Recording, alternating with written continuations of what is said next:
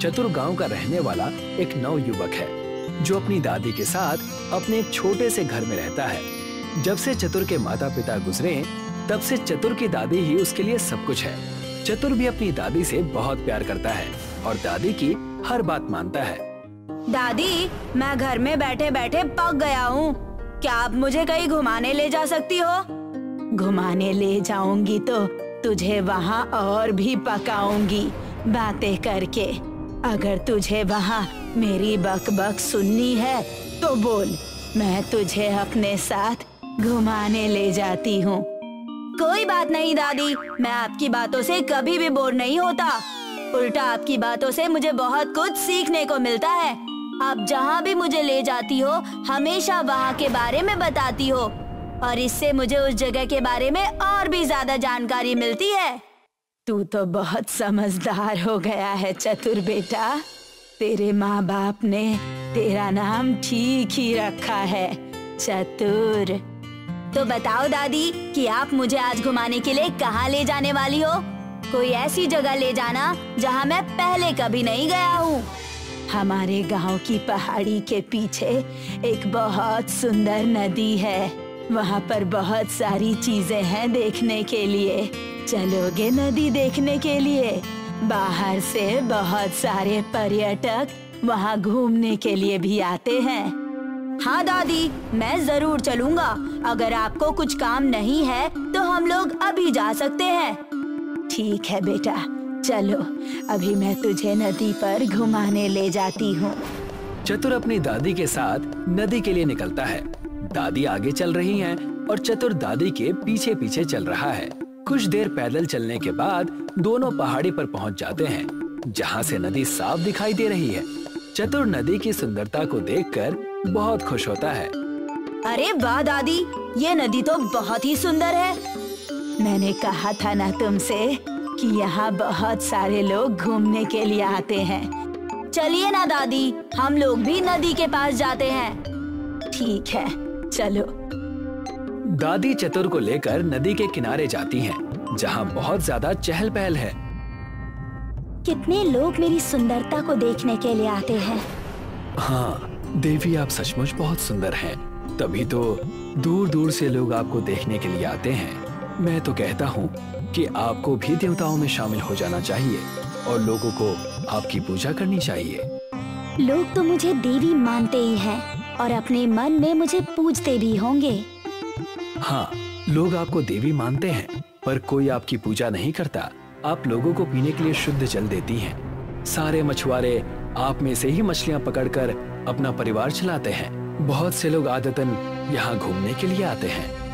यही तो मेरी दिव्यता है कि मैं लोगों के काम आ सकूं और इसीलिए ही मेरी उत्पत्ति हुई है।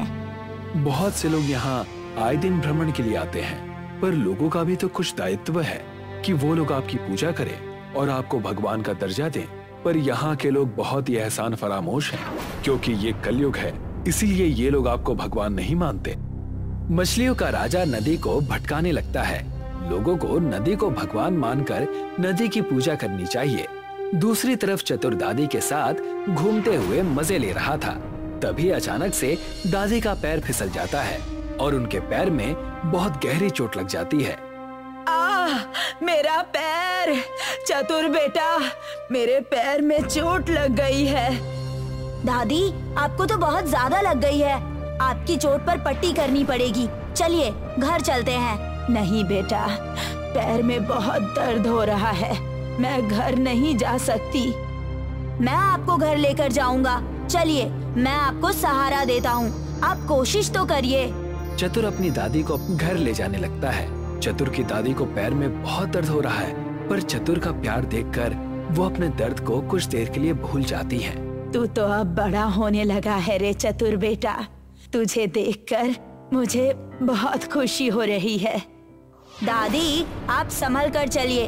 हम ये सारी बातें घर जाकर भी कर लेंगे। आइए, घर पहुँचने ही वाले हैं हम। चतुर दादी को घर तक बड़ी ही सावधानी से ले जाता है और उनको बिस्तर पर लिटाकर उनके पैर में दवाई लगाता है। दादी, इस दवाई से आपको जल्दी ही आराम मिल जाएगा। आप बस लेटे रहिए और हाँ, आज के बाद जब तक आपके पैर की चोट ठीक नहीं हो जाती, घर के सारे काम मैं ही करूँगा। ठीक है बेटा, मैं कुछ देर आराम कर लेती हूँ। तू भी जाकर आराम कर ले। मुझे सहारा देते देते तू भी तो थक गया होगा। जाकर कुछ खा लेना पहले। मेरी चिंता मत कीजिए दादी, मैं बिल्कुल ठीक हूँ। आप बस अपना ध्यान रखिए। दूसरी तरफ मछलियों का राजा नदी को बहला फुसला देता है कि सभी लोगों को अब से नदी की पूजा करनी होगी, और नदी भी उसकी बातों में आ जाती है। एक बार आप सभी लोगों को चेतावनी दे दीजिए, फिर देखिए कैसे ये लोग भी आपकी पूजा करने लगेंगे। ठीक है, जो भी लोग मेरे पास आए थे और आएंगे, आज के बाद उन सभी को मेरी पूजा करनी होगी, और आज से मैं ही उनकी भगवान हूँ। अब नदी सभी गांव वालों और गांव के बाहर के लोगों को चेतावनी देती है कि उनको हर दिन आकर नदी की पूजा करनी होगी। कई लोग अब नदी के पास आकर उसकी पूजा करने लगते हैं। देखा, मैंने कहा था ना आपसे कि लोग जरूर आपको भगवान मानने लगेंगे और हर दिन सिर्फ और सिर्फ आपकी ही पूजा करेंगे। अब तो मुझे भी बहुत अच्छा लग रहा है कि लोग हर सुबह और शाम आकर मेरी पूजा करने लगे हैं। पर अभी भी कई सारे लोग ऐसे हैं जो आपको देखने के लिए आए थे और अपना मनोरंजन करके चले गए, और जब पूजा करने की बारी आई तो घर में बैठे हुए हैं। तुम उन सभी लोगों को संदेश भिजवा दो कि सभी लोग जल्दी से जल्दी आकर मेरी पूजा करना शुरू कर दें, नहीं तो मैं उनको श्राप दे दूंगी, या फिर मैं नदी के पानी को खत्म करके सभी लोगों को परेशान करने लगूंगी। ठीक है देवी, मैं उन सभी लोगों को संदेश भिजवा देता हूँ, आप निश्चिंत रहिए। मछलियों का राजा उन सभी लोगों को संदेश भिजवा देता है। सभी को सुबह और शाम को आकर नदी की पूजा करनी होगी, और जो ऐसा नहीं करेगा उसको सजा दी जाएगी। चतुर और उसकी दादी भी उन लोगों में शामिल थे। दादी, मैंने सुना है कि नदी ने सभी को अपनी पूजा करने के लिए बुलाया है। मुझे भी तो संदेशा आया था कि मैं आपको साथ लेकर नदी पर पूजा करने के लिए जाऊं। हाँ, ये बात तो मेरे कानों तक भी पहुंची थी। अब मैं तो जा नहीं सकती, मेरे पैर में बहुत दर्द हो रहा है। जा, तू ही जाकर पूजा करके आ जा। ठीक है दादी, मैं शाम को जाकर पूजा करके आता हूँ। आप बस अपने पैरों का ध्यान रखिए और जल्दी से ठीक हो जाइए। अब चतुर शाम को नदी की पूजा करने के लिए जाता है। चतुर वहाँ पहुँचता है और पूजा करना शुरू कर देता है, पर तभी उसको मछलियों का राजा रोक लेता है। रुक जाओ बच्चे, तुम इतनी देर से क्यों आए हो? क्या तुम्हें पता नहीं है कि नदी की पूजा सही समय पर होनी चाहिए? मेरी दादी के पैर में चोट लगी है। कुछ दिन पहले मैं और दादी यहाँ पर घूमने आए थे। उसी दिन चोट लग गई थी, इसीलिए मैं दादी की सेवा कर रहा था और मुझे देर हो गई। तुम्हें सिर्फ नदी की सेवा करनी चाहिए और उनकी ही पूजा करनी चाहिए। और हाँ, तुम्हारी दादी क्यों नहीं आई नदी की पूजा करने के लिए? मैंने अभी तो आपको बताया था कि उनके पैरों में चोट लगी है, इसलिए वो घर पर आराम कर रही हैं। चतुर की ये बात नदी सुन लेती है और वो चतुर को चेतावनी देती है। जाकर अपनी दादी से कहो कि अगर वो मेरी पूजा करने के लिए नहीं आएंगी तो मैं उनको श्राप दे दूंगी। चतुर घर जाकर दादी को सारी बात बताता है और उसकी दादी पैर में तेज दर्द होने के बावजूद भी नदी के लिए निकल पड़ती है। मेरे पैर में असहनीय दर्द हो रहा है, पर ये नदी तो बहुत ही घमंडी हो गई है, किसी का दुख दर्द भी नहीं समझती। दादी पैदल चल ही रही थी कि पैर में उसी जगह फिर से बहुत तेज दर्द होने लगता है। मर गई रे! इस नदी के घमंड के चलते मेरा पैर टूट गया। दादी नदी को सबक सिखाने के लिए उसको श्राप देती हैं कि उसका सारा पानी सूख जाए और वहाँ सिर्फ पत्थरों की नदी रह जाए। दादी के श्राप से नदी का पानी सूख जाता है और उसमें सिर्फ पत्थर रह जाते हैं, जिससे नदी के सभी जीवों को तकलीफ होने लगती है। मछलियों के राजा को जब ये बात पता चलती है कि चतुर की दादी के श्राप से नदी का पानी सूखा है, तो वो नदी से इस बारे में बात करता है। हे देवी, मुझे क्षमा कर दीजिए, मैंने आपको बहलाया फुसलाया और इसी वजह से आज मेरा पूरा मछली समुदाय खतरे में है। आप लोगों को अपनी पूजा करने से मना कीजिए, नहीं तो हम सबके प्राणों पर संकट आ जाएगा। नदी खुद परेशान थी क्योंकि बिना पानी के उसका कोई भी अस्तित्व नहीं था। वो चतुर की दादी को संदेशा भिजवाती है कि वो अपने किए के लिए शर्मिंदा है। चतुर की दादी समझ जाती है कि नदी को अपनी गलती का एहसास हो गया है, जिससे उसका श्राप खत्म हो जाता है और नदी पहले की ही तरह पानी से भर जाती है। रमेश का गांव में ढाबा था। इस ढाबे को उसका पूरा परिवार संभालता था। उसकी पत्नी पराजक्ता और बेटी मीना खाना पकाया करते थे और वो और उसका बेटा शुभम ग्राहकों को संभाला करते थे। पर गांव में उनका ढाबा कुछ खास चल नहीं रहा था, इसीलिए रमेश परेशान था।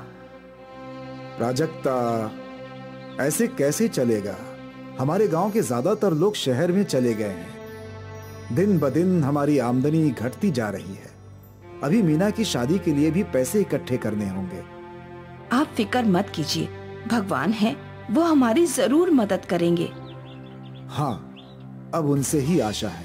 हम तो अपनी पूरी कोशिश कर रहे हैं। रमेश और पराजक्ता की बातें उनके बेटे शुभम ने सुन ली और वो सोचने लगा, मुझे कुछ भी करके माँ पापा की मदद करनी होगी। और ऐसे ही सोचते सोचते वो चलते चलते नदी के किनारे आ गया। शुभम का गांव एक नदी के किनारे था और यही नदी उसके गांव को कई और गांव से जोड़ा करती थी। शुभम अपनी नाव में बैठ गया और चप्पू चलाने लगा। पापा बोल रहे थे कि हमारे गांव के अधिकतर लोग शहर जा चुके हैं, पर आसपास के गांव में तो लोग हैं ना। हम अपना खाना उन्हें बेच सकते हैं, पर कैसे? वो सोच ही रहा था कि तभी उसका ध्यान एक दूसरी नाव पर चाय बेच रहे आदमी पर गया। चाय ले लो, चाय चाय, बस 5 रुपए, चाय ले लो। काका, मुझे एक चाय देना। शुभम उस नाव के नजदीक गया और उसने देखा कि चाय वाले ने अपनी नाव में चूल्हा लगा रखा था और वहीं चाय बनाकर बेच रहा था। काका, ये तो आपने बहुत सही किया है। नाव पर चाय, कमाल है। पहले मैं भी दुकान में चाय बेचता था बेटा, पर इतनी आमदनी नहीं हो रही थी, तो सोचा नाव पर बेचूं और मेरा फैसला सही निकला। अब सुबह निकलता हूँ और एक गांव से दूसरे गांव दिन भर चाय बना बना कर बेचता रहता हूँ। धन्यवाद काका। किस लिए? मेरी मदद करने के लिए। शुभम ने नाव मोड़ ली और वापस अपने गांव पहुंच गया। अब पापा, अब मुझे एक रास्ता मिल गया है। कैसा रास्ता बेटा? आमदनी बढ़ाने का। पापा, हम नाव पर खाना बेचेंगे। क्या? हाँ माँ, अभी मैं नदी पर गया था। वहाँ एक काका नाव पर चाय बेच रहे थे और वो बोल रहे थे कि दिन भर चाय बिकती रहती है उनकी। वो कभी इस गांव में तो कभी उस गांव में चाय बेचते रहते हैं। उनकी आमदनी भी कई गुना बढ़ गई है। पापा, हमें भी उन काका की तरह खाना नाव पर ही बेचना चाहिए। पर ये कैसे होगा? हो सकता है नाव पर छोटा गैस वाला स्टोव लगाकर लोगों को गरम गरम खाना मिलेगा और हम कई गांव में पहुंचकर अपनी आमदनी भी बढ़ा सकते हैं।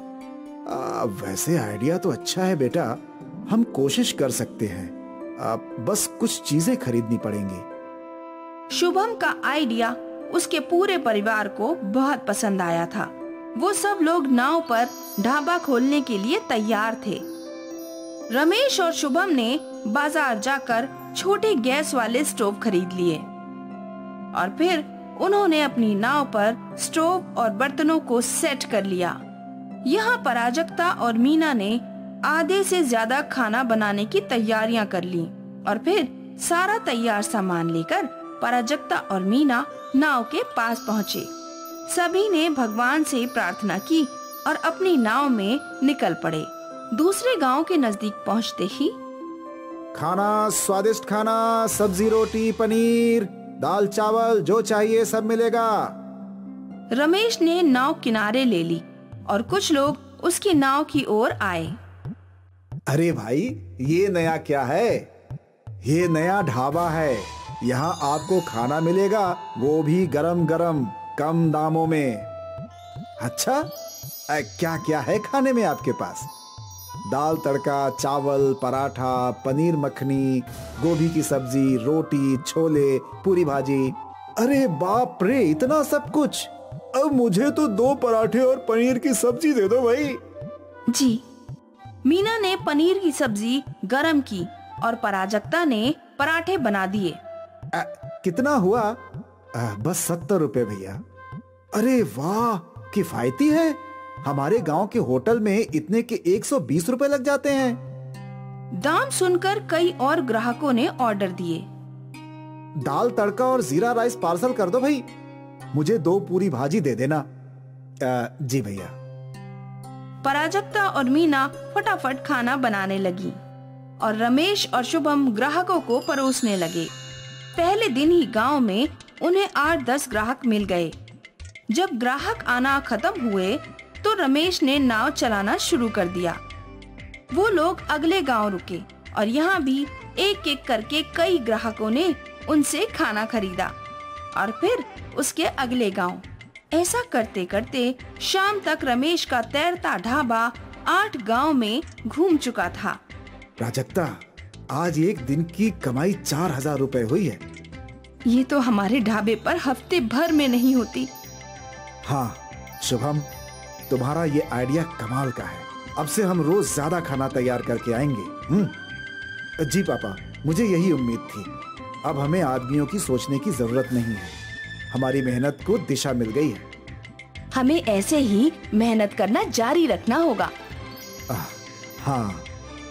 फिर क्या था, रमेश का परिवार रोज कड़ी मेहनत करने लगा। वो लोग नाव से गांव-गांव घूमकर खाना बेचने लगे। सभी खुश थे। लेकिन उनकी ये प्रगति रमेश के गांव में रह रहे भानु से देखी नहीं गई।